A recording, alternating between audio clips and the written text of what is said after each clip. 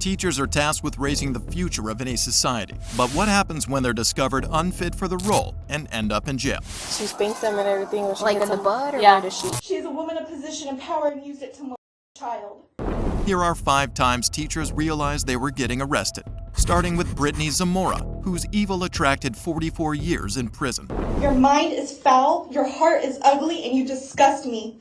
On March 22, 2018, police received very troubling reports from a couple that their 13-year-old son was sexually abused by a school teacher. So yesterday I got the alert and I kept getting alerts back to back because the word baby kept being used. But this time I saw at the bottom that it had Mrs. Zamora Instagram profile. Okay. That's her name. The couple reported to officers that they discovered sexually charged text messages between their 13-year-old son and his 6th grade teacher after receiving several notifications from a monitoring app installed on the 13-year-old's phone. They recounted that Brittany had texted her son through Instagram and sent overly flirtatious messages to the 13-year-old, with some of them even suggesting that they had already engaged in sexual acts. So I showed my husband the conversation and then when he came home, we talked to my son and we told him, we need you to be completely honest right now. We already know the answer to everything we're going to ask, so we just need you to tell us the truth. And so my husband just told him, Okay. have you done anything with your teacher? Did you have sex with your teacher? He said yes. He said yes. Okay. Upon questioning from his parents, the 13-year-old confirmed that he had engaged in sexual relations with Brittany at least 6 times in her car and the classroom. We were doing a talent show thing, and while saying bye, me and my friend were about to walk, and I was saying bye, and then I grabbed my backpack, and my friend was messing with her computer, and then she's kissing me and everything, and she was like, you want to go in? And I was like, what? And she's like, you want to go in? And I was like, sure. And then the same thing, I didn't take my pants off or anything, but she was wearing a dress, so she just pulled her underwear to the side, and then I was in there for a minute, and then I was alright, I gotta go. In one of those encounters, Brittany went as far as instructing a friend of the victim to act as a lookout, and he eventually ended up being another victim. I was one of the witnesses, or one of the people that saw Ms. Zamora and my friend touch each other. Was Miss Zamora saying anything? No, they're just doing it. And it was very uncomfortable. So that's why the second day they're doing stuff. And Ms. Zamora asked me if my thing was uncircumcised or circumcised. And I didn't know what that means. So Ms. Zamora went on her phone and looked up uncircumcised and circumcised.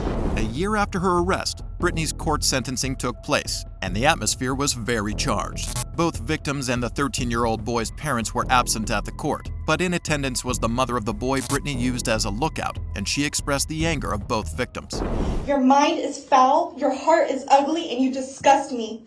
You should be embarrassed and ashamed of yourself. You deserve to leave prison at an age where you cannot bear children of your own. You deserve to spend the next 27 Christmases alone, the next 27 birthdays alone in your cell with no family and no friends to comfort you. Brittany, the more your secret is out, the world knows you are a child.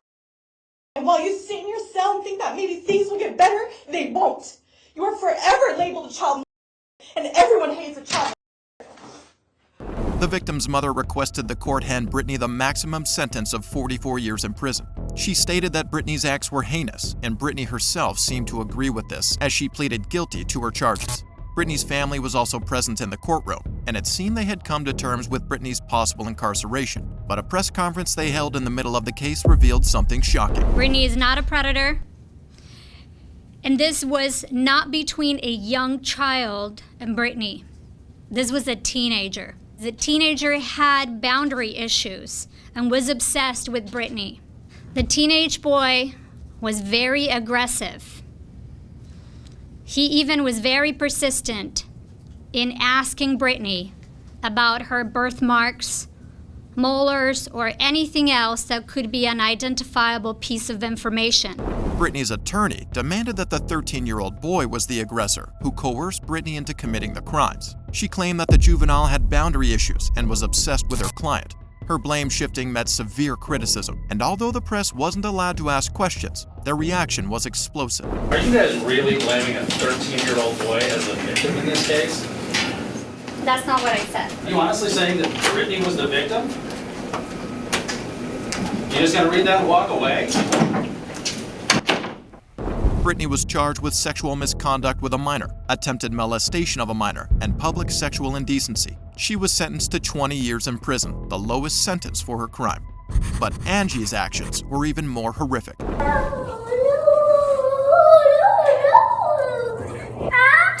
On February 9, 2023, it appeared to be a normal day at a New Mexico daycare until an employee secretly recorded the alarming moment the director grabbed a 3-year-old autistic child. Get on the chair.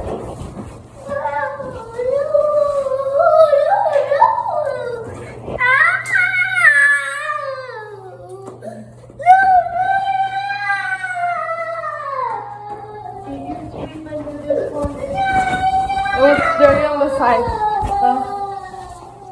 It was dirty on the side.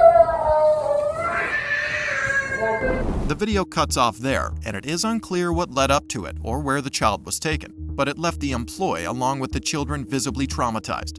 Shortly after the incident, the employee notified the police, who on arrival, received a very horrific account. When she did that, what was the whole situation? Because he didn't want to sit on his chair. Because he didn't want to sit? Yeah. Okay. She was making him sit. Yeah. And then she pulled him up by his front. He was front crying, of the right? shirt. Yeah, by the front of the shirt, and then that's when she put them up. Do you know where she took him after?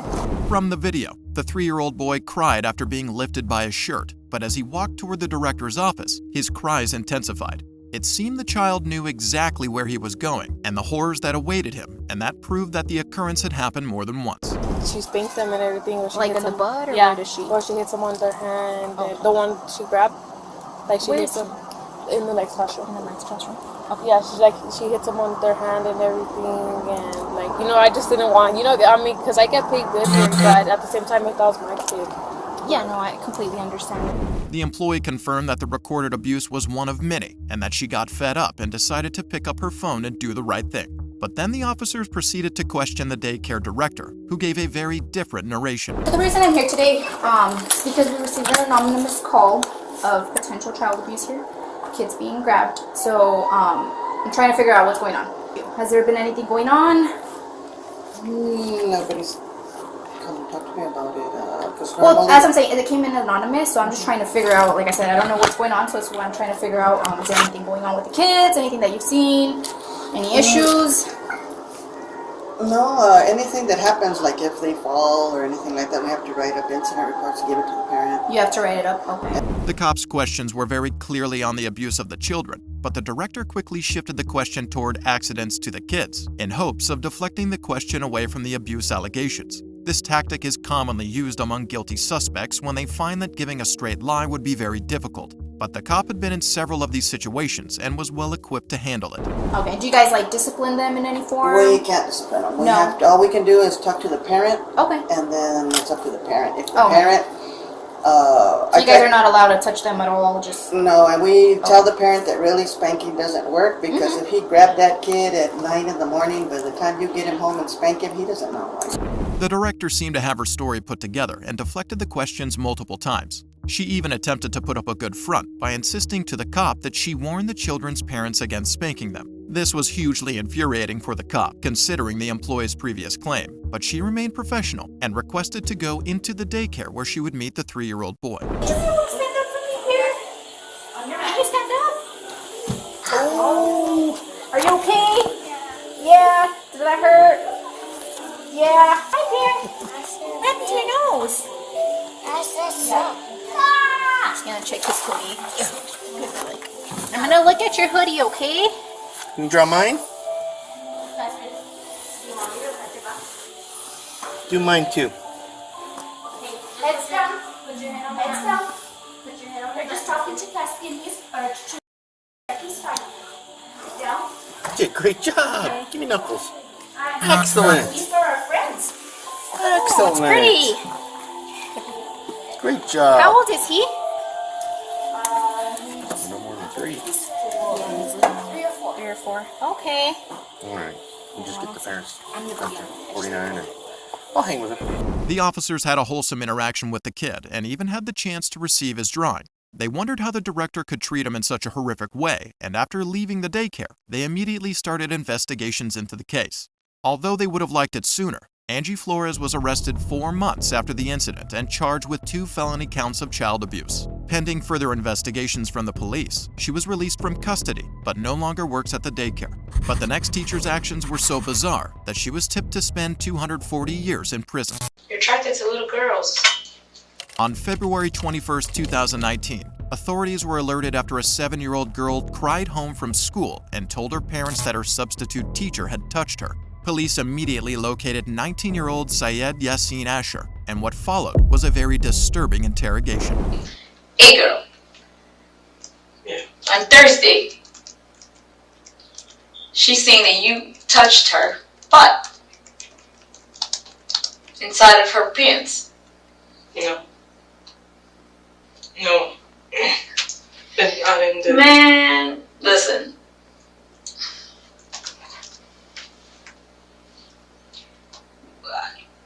I don't understand why you cooperated with me. I know I'm gonna find out a whole lot more. Now I'm scared about what I'm gonna find out because you're not being honest with me. We keep on going back and forth. You cried and you told me you were sorry. Yeah. Does it seem like you're sorry when you're not being honest with me right now?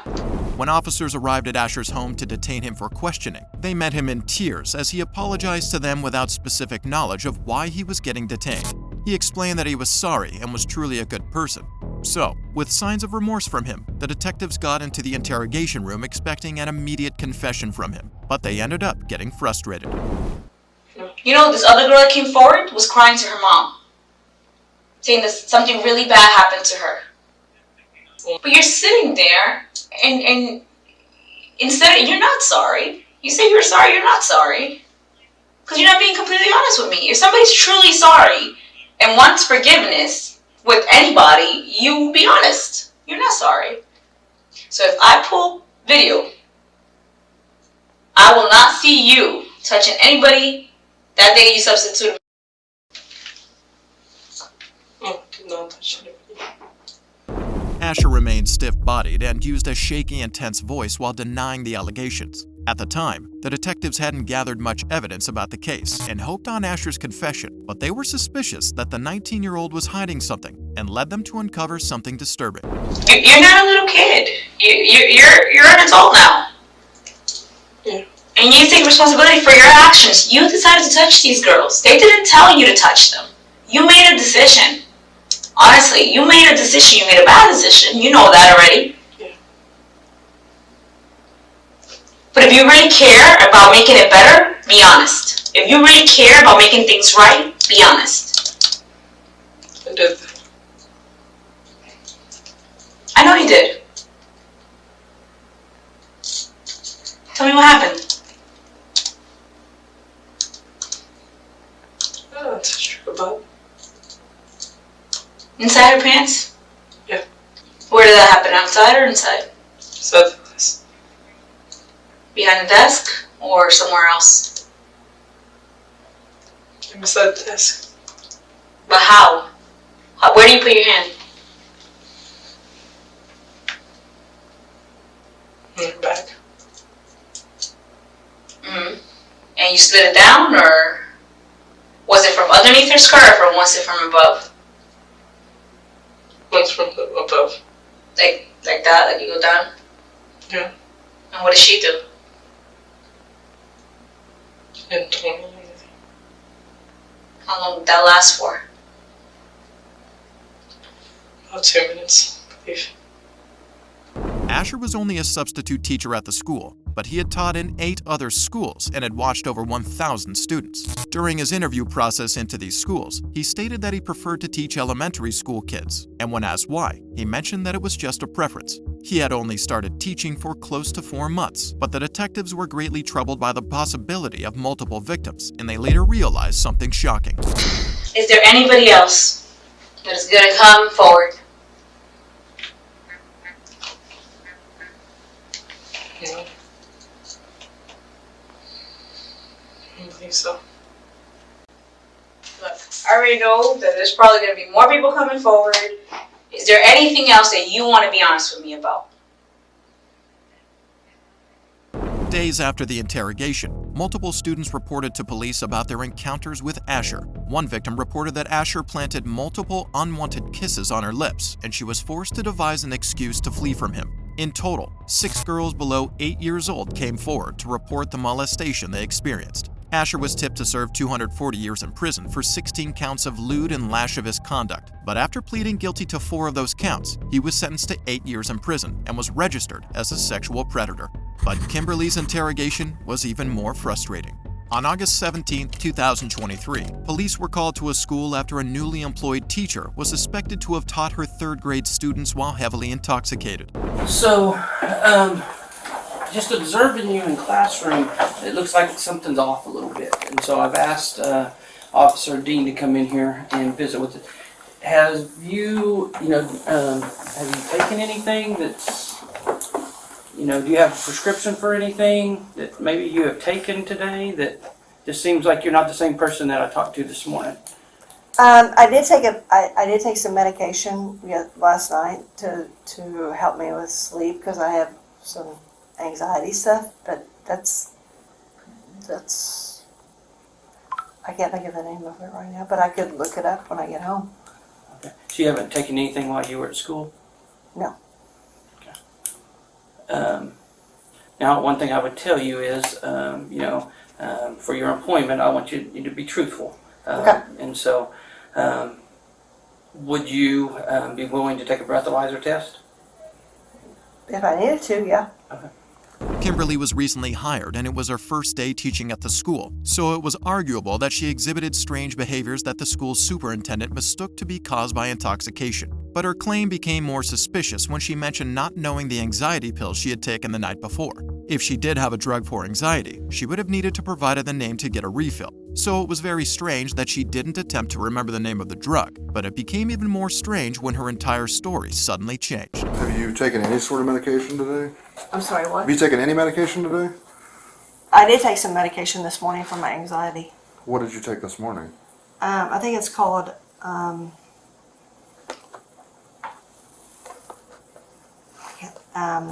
clozapine. I'm not very good with that. Did you take it here at school? I took it this morning. While you were here? Yeah, right before I came in. Yes. Okay. Is that a prescription? Because you changed your story a little bit. Now Yeah, you you said it was took- last night. Yeah. Well, I took one last night and then I took one this morning because my anxiety was really like bad. Well, that's understandable, but I just need you. So what time did you take it? This morning? Whenever you took it last. What time was that? I'm not really for sure. Where's it at? In your car? In your classroom? No, I had one. I took it I put it in my pocket and then I took it. You put it in your pocket? Yeah. Because I didn't want to bring the whole bottle in. You do know that if it's a narcotic, you have to have it in a bottle, right? Or you can be charged with it? I did not know that. Yeah, it's got to be in the prescription bottle. Yeah. At this point, Kimberly's story was all over the place, and she seemed unconcerned by it. She somehow managed to neither deny nor affirm the claim that she took the anxiety pill in school, and instead insisted on taking it that morning. While this story had several other loopholes as the former one, they weren't as important to the cop or the school staff. Their concern was the woman's suspicion of intoxication, and they managed to steer the woman back to that discussion. But the information she provided was entirely different. Did you drink something while you were here at school? Not while I was at school. When did you drink something? Last night. Okay. Not here at school? Because it seemed that it changed. I mean, your demeanor kind of changed. Anything here at school? I wouldn't bring it into the school. Okay. Are you going to blow double zeros? I don't know. You should know. If you hadn't drank anything, you should blow zeros. If you drank something recently, it's going to show it. Well, let's find out. After telling 3 different stories in 3 minutes, it was now very hard to believe anything Kimberly said. So the officer decided to believe his breathalyzer instead and extract her blood alcohol level. Although alcohol can be detected in the breath for up to 24 hours, it has a half-life of 4 to 5 hours. So the alcohol content in the breath 15 hours consumption should ordinarily be extremely low or non-existent, and anything other than that would suggest the woman was in deep trouble. Ready? Take a big deep breath. Blow, blow, blow, blow, blow, blow, blow, blow, blow, blow. All right, stop. Good job.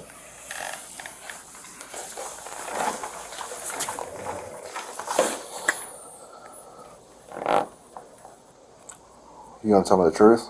How much you had to drink? I drank last night. There's no way you drank last night. Well, I did drink last night. Did you drink at school? Is what he's asking you. Tell us the truth. I didn't drink at school. That wouldn't blow that right there. You blew 2 times the legal limit. At 2.4 BAC, the average person would experience vomiting, involuntary defecation, and nausea. But Kimberly's ability to even speak coherently showed her high alcohol tolerance due to excessive and repeated use. It also suggested that she had consumed alcohol sometime in an 8-hour window, which would imply that she wasn't being entirely truthful. The school staff were distressed by the revelation that they had left a highly intoxicated person with 3rd graders in a confined space. But Kimberly's concerns were even more distressing. So what happens? So what happens then, Mr. Ogle? Well, my recommendation to the board is going to be to terminate you because you're under the influence. Or you can resign. You won't give me like a second chance or anything? No.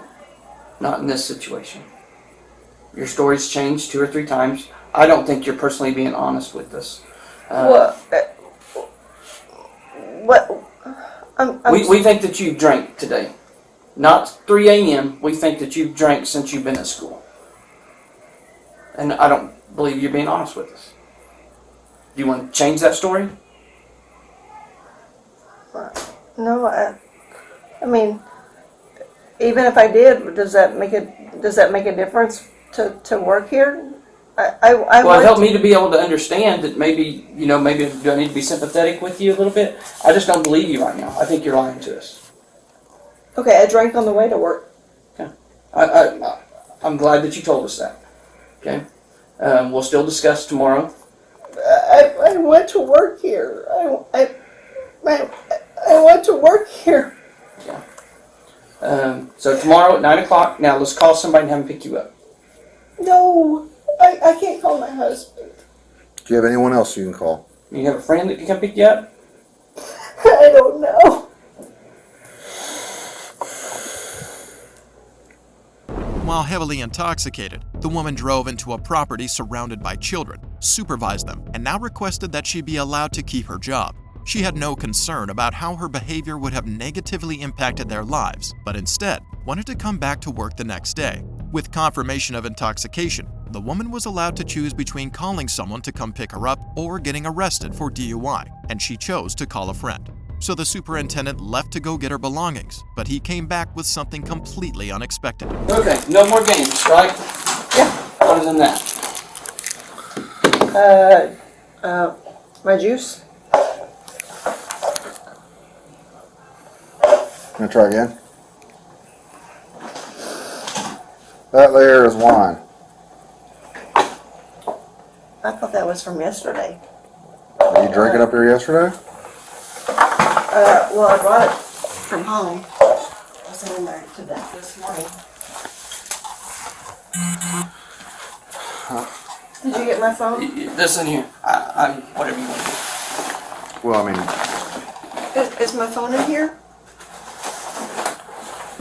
An empty plastic container that was previously on her class desk was perceived to have stored alcoholic wine, her favorite choice of beverage. Even with her apparent denial, the cop and superintendent were unsurprised at this point and just wanted to make sure she was driven out of the premises. But this was impossible as she refused to call her husband and also insisted on having no friends to call. And after she kept up the act for 5 more minutes, the cop decided for her, and she was not happy with his choice. Stand up! Can you just... No! I said I'm done! No. Can I just walk out without the handcuffs on? No, please just let me walk out with... No, it's policy. I'm gonna cuff you up front. If you're gonna keep running your mouth, you're gonna get cuffed behind you. Wait, can I just talk to you for a second? Please. Please don't... Put your hands behind your back. No, I don't want to. Do you want to go to jail with No. multiple charges? No. Put your hands behind your back. Please don't do this. Please, I just want to talk to you. Can you just talk to me? Put your hands behind your back. Please, will you just please talk to me? I've tried talking to you. Well, you're not talking to me now. Talking's over. Kimberly Coates was fired from her role as a teacher and was charged with 1 count of public intoxication. At this time, she is no longer incarcerated, and it is unclear if or when formal charges will be filed. But the next teacher put up quite the act. Can you please stop my boyfriend? No, you can have a seat. Please. Stop being a bitch to me. On October 4th, 2023, police stopped a vehicle after it was seen driving at high speeds. The officer then approached the driver and told her to step out of the vehicle after confirming that she was intoxicated. All right, so real quick, it is a bit of a concern when you're telling us that you were over at the bar. I know. And then, of course, I can smell the alcohol on your breath. You're a little bit slow, and you kept on driving after I pulled up behind you. I had to tell you to stop over the loudspeaker. So at this time, I do have to read you something real quick before I proceed any further. If you cannot afford an attorney, one would be appointed to represent you. If at any time you wish to stop talking or have an attorney present, all questioning will be stopped at your request. Do you understand these rights? Again, just a formality so I can talk to you further in regards to this.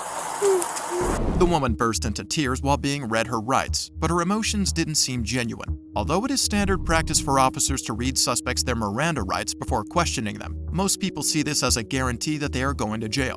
This fear of jail time forced the woman into possible escape tactics, as she started darting her eyes from side to side, indicating increased levels of stress. And while this arguably might be caused by her apparent intoxication level, what happened next proves otherwise. So, what did you have to drink over at Hooligans? I had a couple glasses of wine. Okay. Do you normally go to Hooligans? No, never. But my kids were kidnapped from me. I'm sorry to hear that. Like in January. And I don't even know what to do at this point. Understood. They were kidnapping from my ex-husband. So you had a little bit of a child custody issue with you and your kids? Yeah. Alright. And I'm just like trying to get through it, and then Sunday is Easter. I've never been without them on Easter.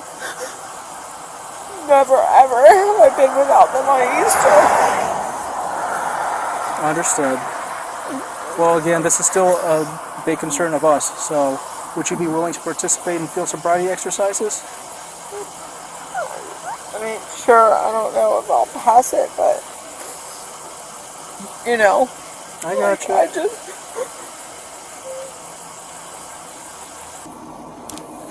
Keep your arms at your side at all times. Watch your feet and count each step out loud. Once walking begins, do not stop until you have completed the test. Do you understand the instructions?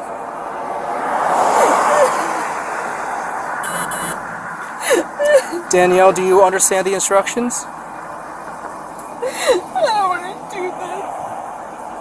I understand, Danielle. Just be advised that if you refuse to take the SSFEs, the field sobriety, then a decision to arrest you may have to be made with what I have so far. Do you understand?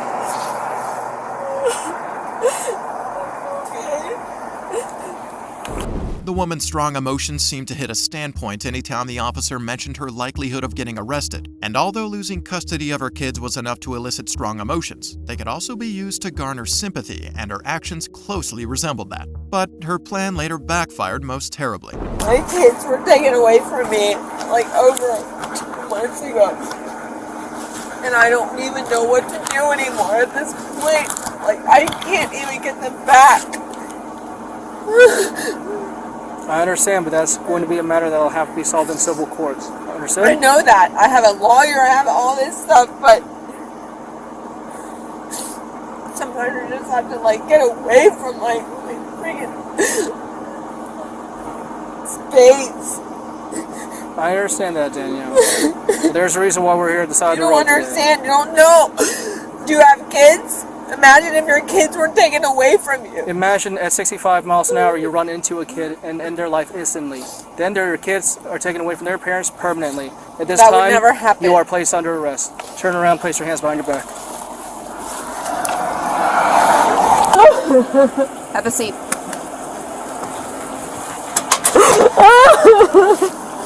Can you please call my boyfriend? No, you can have a seat. Please. Stop being a bitch to me. You fucking bitch. Have a seat. You. Watch your head. Considering how fast she was able to switch between angry and sad emotions, it was evident that she was faking the whole time. She was later discovered to be a school teacher, but she didn't put up a very good lesson for her students. You piece of shit, motherfucking chink. You. I promise you, you're the worst person on the face of this f***ing earth. Piece of shit. Oh, it's so funny, right? So funny, right? Yeah, you're laughing, right? You! Danielle was arrested and charged with DUI, but was later given a reduced charge of reckless driving. She was sentenced to 12 months probation and ordered to pay $1,000 in fees.